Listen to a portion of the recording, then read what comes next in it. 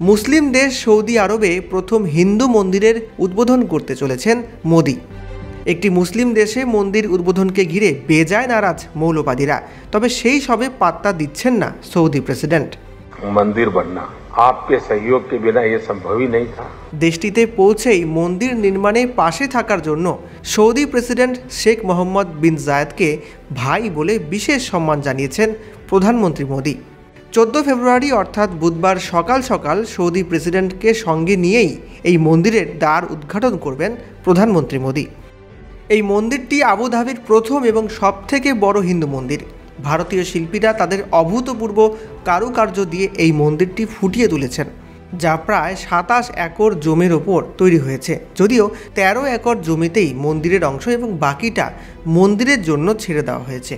আবুধাবির প্রথম হিন্দু মন্দিরটি প্রায় 27 একর জমির ওপর নির্মিত হয়েছে বলে খবর, যার মধ্যে 13.5 একর জমিতেই মন্দির দাঁড়িয়ে রয়েছে।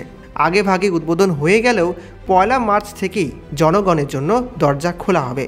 এই মন্দিরই উদ্বোধন করতে চলেছেন প্রধানমন্ত্রী মোদি।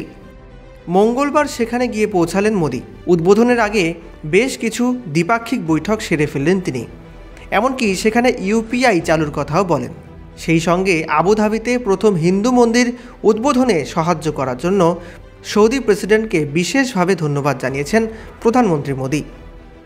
और मेरी पहली मुलाकात थी, मैंने सिंपली आपको रिक्वेस्ट की कि जरा आप देख लीजिए, और पलक झपकते ही आपने उसका निर्णय करके मुझे बता दिया कि आप बस जगह पर ऐसे उंगली रख दीजिए, आपको जगह मिल जाएगी।